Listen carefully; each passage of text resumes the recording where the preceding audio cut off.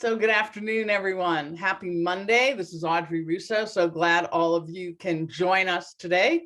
We're pretty thrilled at having the Allegheny County Executive, Rich Fitzgerald, with us. And actually, this is the fourth time he's been on our show in a year. And we're just saying he's giving his quarterly update here. So we're pretty excited to have him. He's a good friend to the tech community and the community at large. So before we get started, I want to thank Huntington Bank for the work that they do in believing in us and the longtime partnership.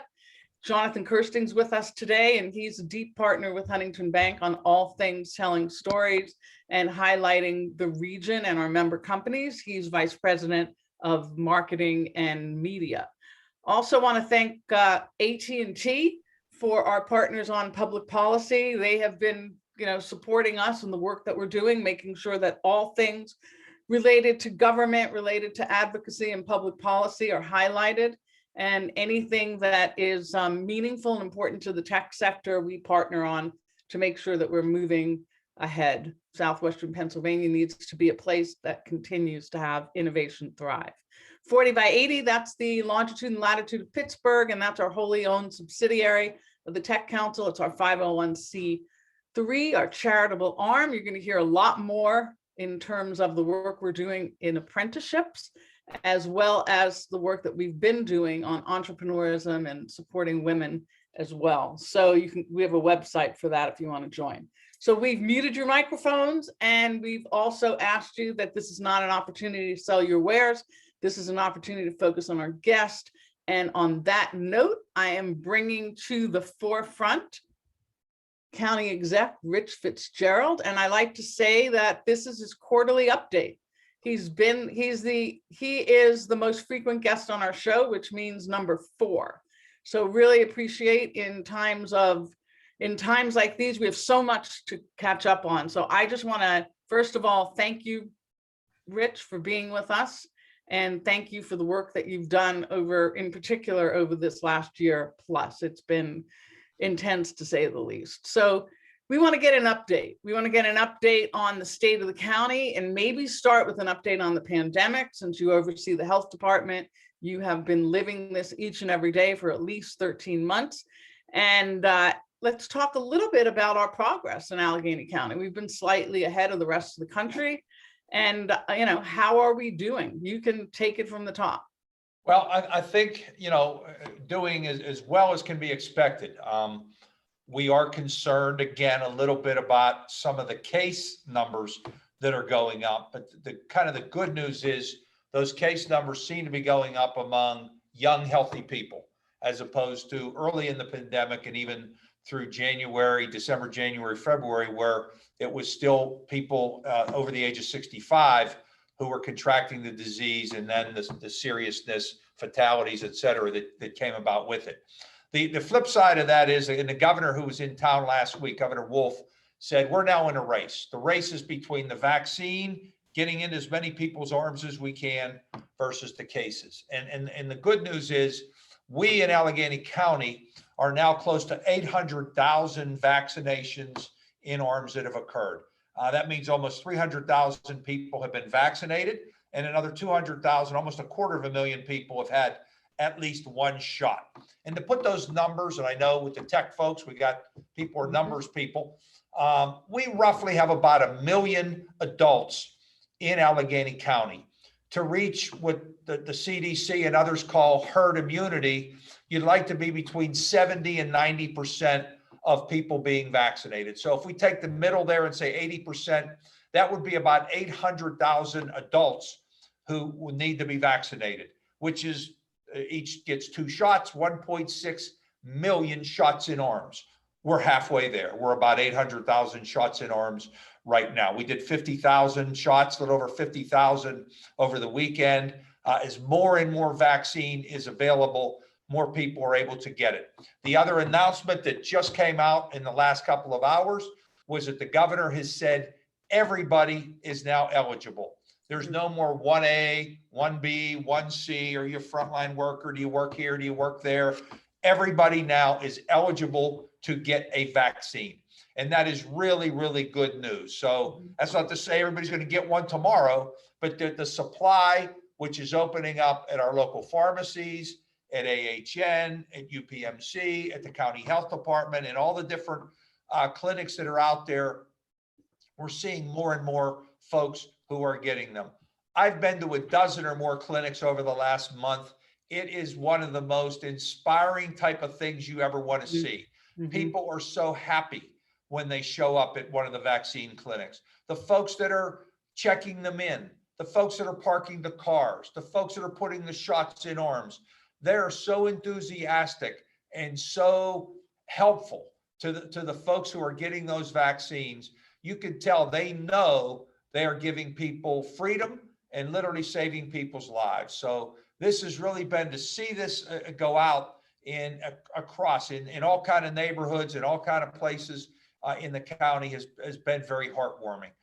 As we start to turn this corner, we start to see more and more people going back to the office. You know, the governor lifted that restriction a couple of weeks ago. So telling people they can go back to the office now, still encouraging as many people to work at home if they can, but the order has been lifted.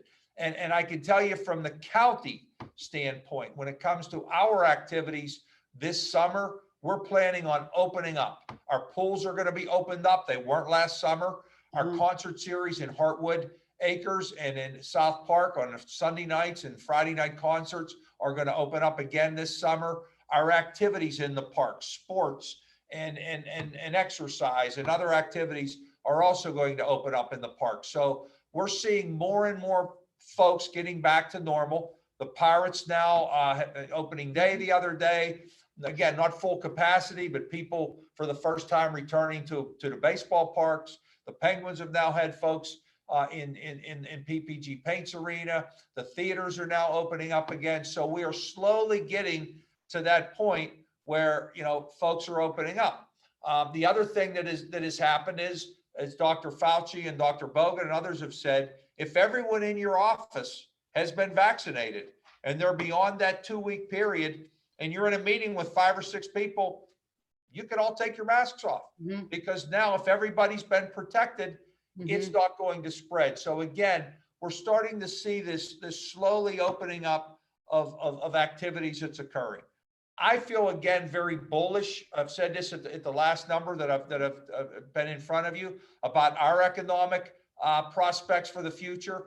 I think we've handled this in this region about as well as can be expected, better than other places around the country. And I think it's given a lot of confidence to the developers who continue to be bullish on the development that they're doing, whether it's in residential, whether it's in commercial or industrial. That continues to happen. We're starting to see more and more people come back to the airport, and our flight numbers, our passenger count numbers are starting to go up.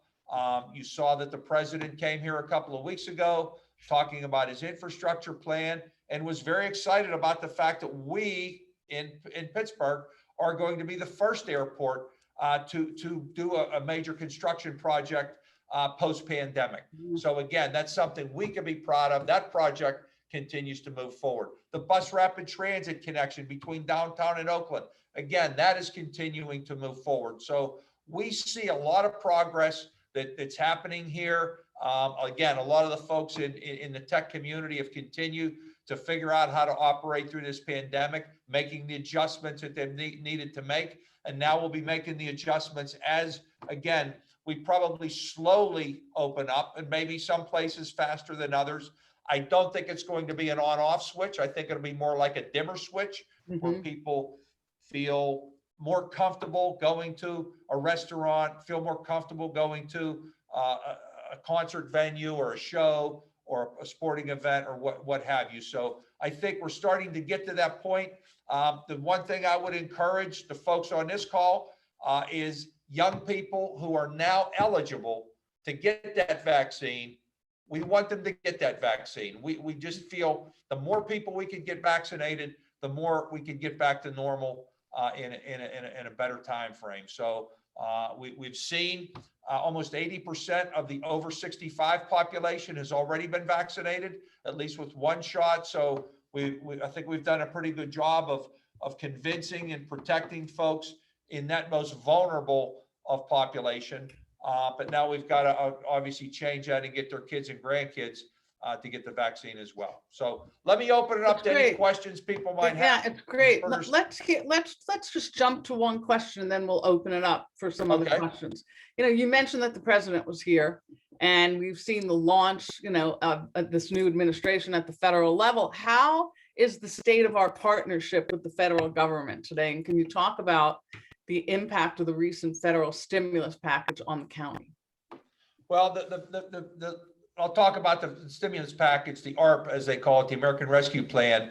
It's certainly been very helpful, not just the county government, the state government, but also our municipal governments that have been impacted by, by their revenues, by the pandemic.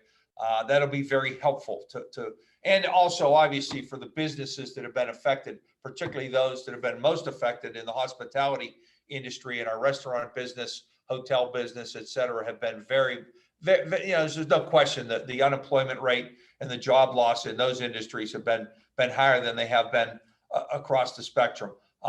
We're very fortunate here that we do feel a good connection with the federal government. The fact that President Biden came to Pittsburgh to announce the plan tells you a lot about what he thinks. A lot of that's the connection that we have through Senator Casey and Congressman Doyle and Congressman Lamb certainly are very effective in that. But we also feel like, not being too political, but what happened in Western Pennsylvania last November had a lot to do with the fact that he is in the White House. And actually, he acknowledged that when he came here the other day. He was very thankful at what Western Pennsylvania had done. And we've had conversations with Secretary Buttigieg and his team about some of the projects we would like to see. Mm-hmm. We've got a lot of sewer infrastructure and wet weather issues that we've been dealing with for many years that's landed on ratepayers. We know we've got some big transportation issues around possibly extending our busway, the East Busway down into the Mon Valley, expanding Bates Street, widening Bates Street and the Hazelwood Green and Technology Drive area that can open up even more of the opportunities for our great universities, Pitt and CMU, to be able to commercialize some of the things that they want to do. We know there's areas around broadband applications that need to occur, particularly in some of our rural areas. And all of these things line up in a good way for us here in southwestern Pennsylvania. So I think you're going to see a lot of those investments that are here. I think they also want to make some investments when it comes to sustainability and green infrastructure. And I think these are some of the projects that we've already been working on and will continue to work on. And if we can get some of the federal help and revenues, that can help as well. Along those lines, the governor has put a commission together to deal with the fact that we're going to lose some transportation dollars as Act 89 comes to an end. He's actually charged a number of us, and I'm lucky to sit on that committee, to get rid of the gas tax and look for other ways to finance transportation and transit funding around the Commonwealth. So those are challenges that are always difficult because they come with the political votes that are needed in our legislature and in our Congress. So there will be I'm sure a lot of controversy around it, maybe some horse trading that goes into the compromising that goes into getting these things done. But I think all of us realize we've got some real infrastructure needs in this region as an aging industrial city. We've got some things that need to be invested in, and we want to see that happen. So there's a couple of questions here, and one's from Julia. Jonathan, let's just grab a couple of them because we're going to be packed with questions. So I see Julia is talking about working from home. Yeah, let's start with Julia from the Business Times saying, you know that employees are still advised to work from home if they can. When might be more encouraged for people to get back to the workplaces? I think, again, you can start to see some of it now. I mean, depending on the workplaces and how many folks in the workplace have been vaccinated and how effective they can be. However, I do think the changes are going to be in some ways permanent. I'm not saying people are going to work at home all 5 days. They may be coming into the office a couple days a week and staying home 3 days a week. Or obviously every situation is going to be different, but I think a lot of folks and a lot of companies have realized that folks can be productive working at home.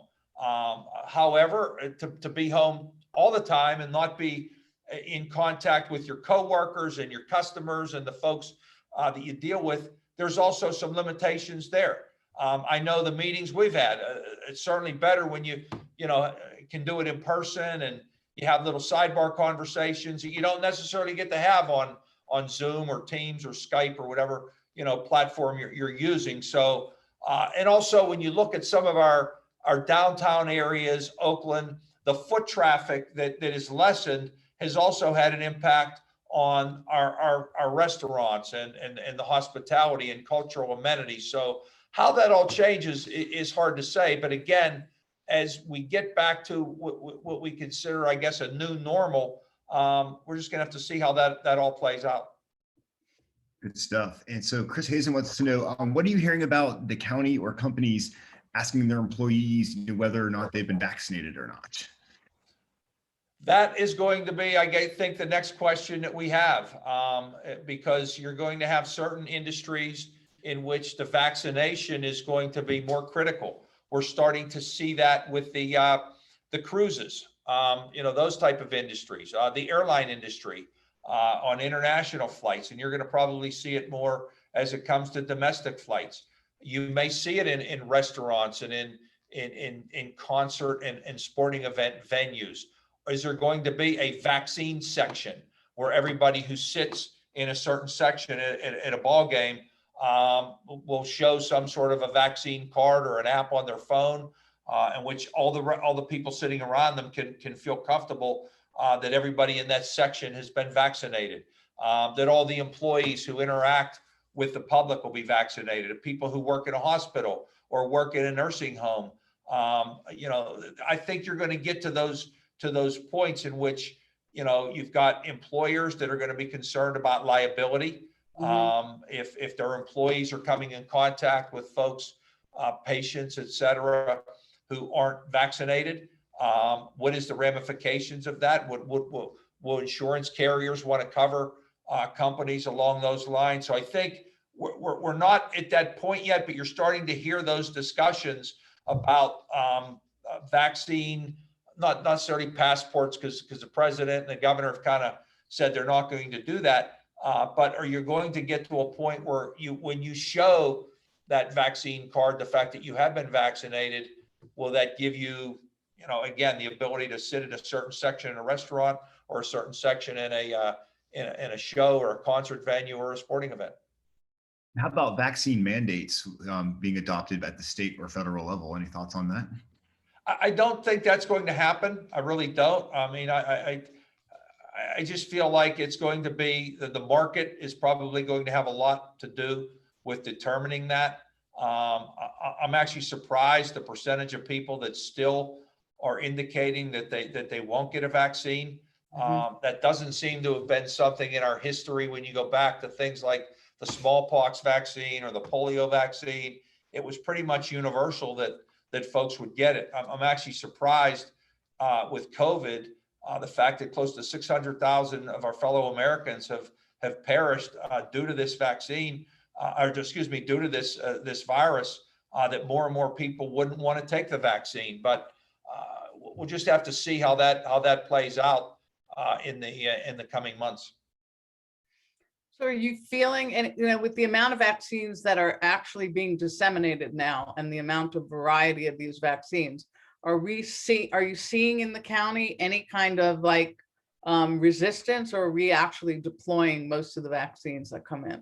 We've seen to this point more people that want the vaccine that are resisting the vaccine. But I think we're going to reach a point as, again, it's opened up and the supply seems to be pretty plentiful. And again, the governor's order saying that everybody in Pennsylvania now is eligible to receive a vaccine, where that will go. Because again, workplaces will be able to say, okay, has everybody signed up? You've got 30 employees, you've got 5 employees, whatever it might be. And if you've got, 20% or 30% of your workforce who's saying they're not going to get the vaccine, how are employers going to deal with that. Mhm. I can tell you in the county, we have 6,500 employees. We've incentivized everybody. We're giving everybody $100 gift nice. card, $100 bonus if they get the vaccine. I know some in corporate America are doing somewhat the same thing. Mhm. We'd rather use the carrot, so to speak, than the stick. But I think at some point, companies and governments and other entities, universities, et cetera, I think they're going to wrestle with that and figure out a way to do that. If you're a university with 20,000 students in dormitories and student housing, are you going to be requiring people? Again, I think those are questions that a lot of entities right now are wrestling with.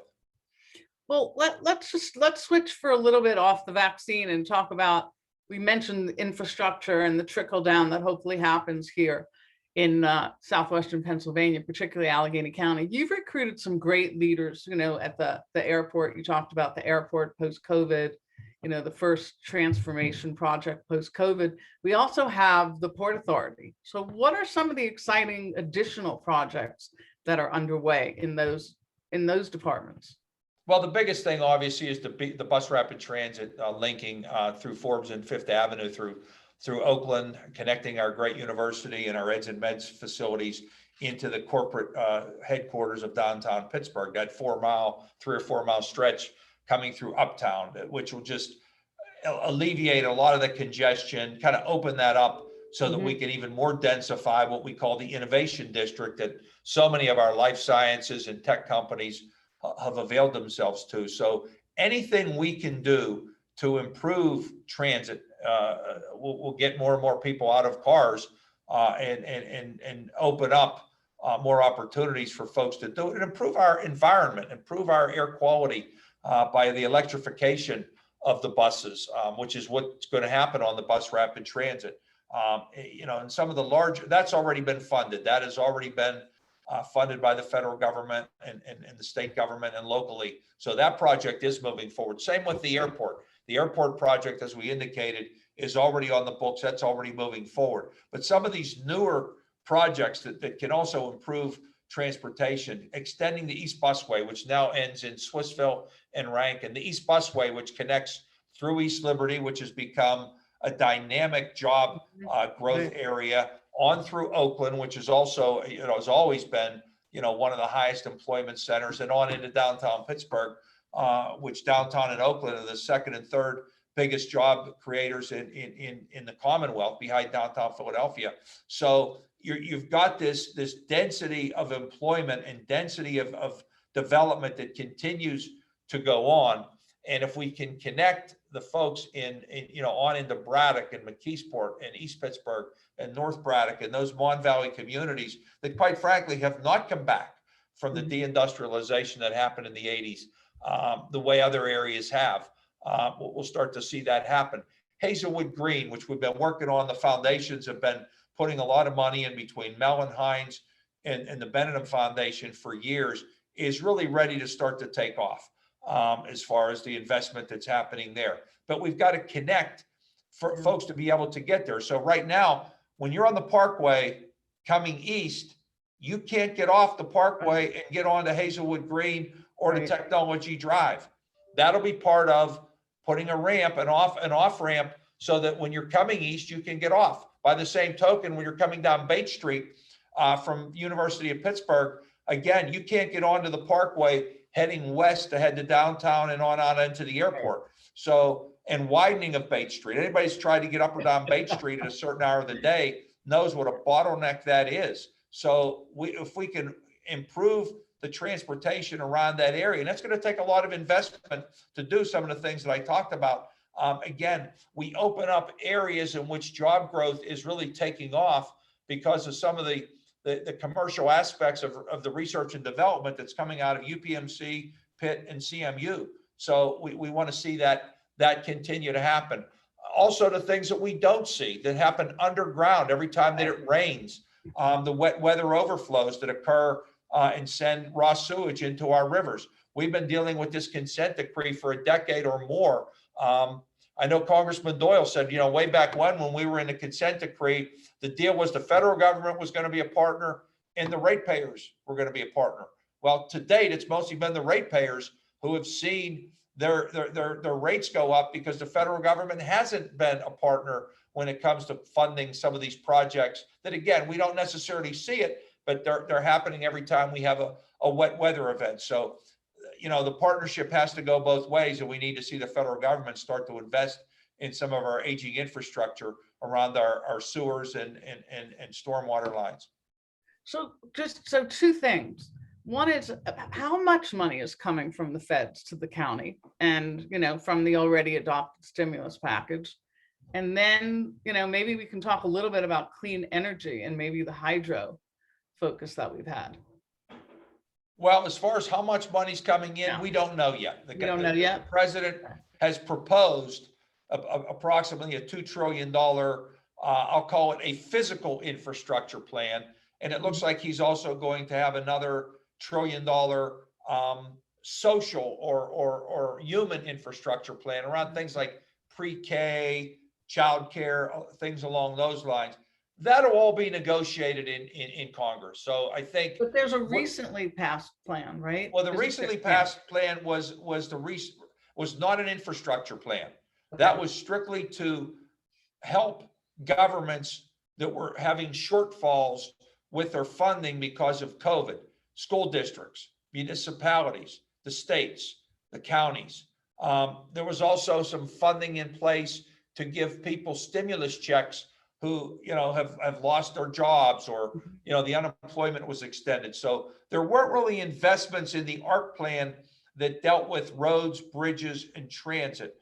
That's kind of what we're working on now, similar to what the governor's put forth and what he would like to see at the state level, mostly through PennDOT, and infrastructure that is going to be invested there. So there's no way of knowing what we ultimately will be in line for. But the important thing is that we're putting our list together as we speak. I mentioned some of the projects, and I'm sure there'll be other projects that we'll be working on regionally on where that will be. But we just don't know what that dollar figure will ultimately be, Audrey.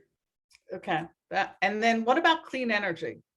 Well, clean energy is something that we're working on, and we made an announcement earlier this year. I think two big announcements. The first announcement was for the first time in our history that Allegheny County is in compliance with respect to every single air monitor that we have in the county, including the Liberty Monitor, which had never been in compliance when it comes to things like PM 2.5. So that was a good goal that had been achieved. There's still more work to be done because we know there's still been some upset conditions that have happened around things like inversions and climate change that have occurred. So that was a big benchmark to hit, knowing that there's still more work to be done.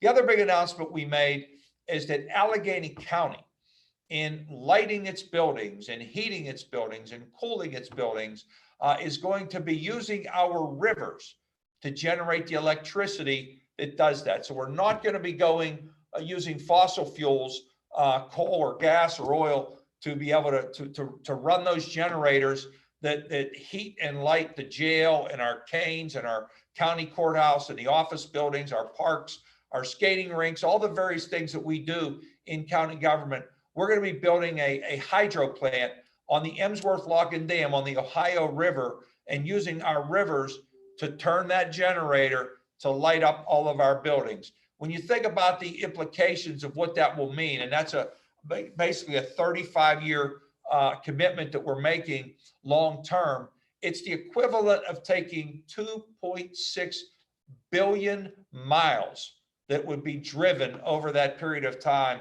off of the roadways. So it's a significant investment that we're making locally in dealing with climate change, in addition to all the things that the private sector, through the Green Building Alliance, the University of Pittsburgh also doing a big hydro plan on the Highland Park locks and dams. So we're doing some of these things locally.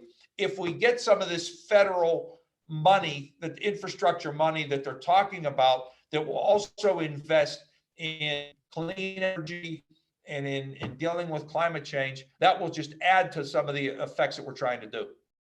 So before we end the show, I want everyone to also know that you oversee Health and Human Services. So, I mean, you've seen a lot. And there are some highlights there. I know that we've had a leadership retire from there who's been a legend for our region for a long time. And anything that you're seeing in terms of health and human services that you think all of us need to be aware of? Yeah, I think a couple things. You mentioned the fact that Mark Cherna, Right. who for a quarter century has led the Department of Human Services in the county, and quite frankly, the reputation that the Human Service county department has extends nationally as well as statewide in the great work Right. that Mark had done. Mark, we were lucky to recruit him a number of years ago in the former form of government. For all the young people that might not realize, we used to have a county commissioner form of government that predates this new form of government that's now over 20 years old, the county executive and county council form of government. Mark came in that day, and he just retired literally in the last month. And you're right, a new director, Aaron Dalton. Aaron had been there as Mark's assistant for a number of years, more than a dozen years, and she was very instrumental in a lot of the data analysis and predictive analytics that Human Services has really become known for around the country. They've certainly been challenged during this COVID because some of our most vulnerable people are the folks that they are working with, people that are drug and alcohol issues, MHMR, mental health issues, children and youth issues, Department of Aging, again, the homeless population. These are the folks that Human Services deals with. Some of the money, the ARP money that we talked about, the rescue plan money, has gone into trying to fund some of the initiatives that might have had a shortfall over the last year with funding shortages. So those are some of the folks that saw some of that funding in those areas. So we want to make sure those folks are vaccinated. We want to make sure that those folks are still getting the food and nutrition services that have been shortfall in so many ways. We're also going to expand and open up more of a pre-K system in Human Services. We're hiring a new director that's going to oversee that, because I think getting kids, particularly in some of our school districts that don't have some of the robust programs to get kids ready for school, can be very helpful. It's more of a long-term project, but we want these kids to be ready to learn when they hit kindergarten, when they hit first grade, so that a lot of the great opportunities that are happening here in our region, that they have the skill set to be able to avail themselves and get to those opportunities. Mm-hmm. Yeah, because if they don't have that, by the time they're 5, they're already left behind. Absolutely, that's exactly right. Right. Well, I want to thank you for your leadership. This has been quite a year. I appreciate you coming here on our show and giving us a quarterly update. As you can tell, people are passionate about almost everything that you touch and that you're responsible for. So we will stay connected to you. Thank you for your leadership. Is there anything else that you think you want to share with us that I overlooked? Here's what I want to say. So for Jonathan and Brian and you, Audrey, so at our next quarterly event, I would like to do it in person. So there you go. There you go. We head into 3 months from now or whatever it might be, that we could all get together, look each other in the eye, maybe lie a little bit about how much people have aged over the last year. We don't want to be too, but I can't, and I'm sure we're all in the same position. There's so many people that I have not seen for over a year. Right. I miss people, we're all in the same position. So we see each other on the screen or in a Zoom, but it'll be good to get together again and break bread and see each other. So let's say 12 weeks from now. You think 12 weeks from now we'll be at 70 to 80% vaccinated? I do. I have that. I do have that optimism weeks. that I think So will be there. Yep. Brian and Jonathan, we'll put that on the calendar. 12 weeks from now. Let's go. Okay. Even if we have to do it outside in the summertime, we can at least we'll find a nice place definitely do it to outside. get together. So that would be my request. In the beer. Well, and so last words on the vaccine, anyone over the age of 16 or 18? What is it right now? I think it's 16 on, and I don't want to get them confused, but Moderna is one and Pfizer is the other. Okay. I also think, stay tuned. I think some of the studies that they're doing and that they're doing around 12-year-olds and above. So you're going Yeah. to see changes on the health Mhm. requirements and the health recommendations that the CDC and the FDA are making. So stay tuned. But yes, right now, anybody over the age of 16 can sign up and get a vaccine. And again, please just encourage people to do that. Oh, that's what we're doing each and every day. So Good. thank you so much. Thank you for joining us. Really appreciate it.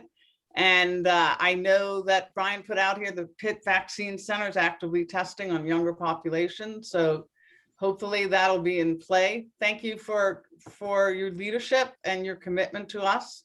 And tomorrow, Jonathan, we have Dr. Ken Ho from Pitt talking about the Compass study, which is really exciting, really monitoring what's going on with COVID in the Pittsburgh region. So it should be a lot of fun and very That's informative. great. All right. Thank you, County Exec. Thanks, everyone. Stay Stay safe. safe. Thanks. Vaccines care. are open now. Easy to find one. Thanks, everyone.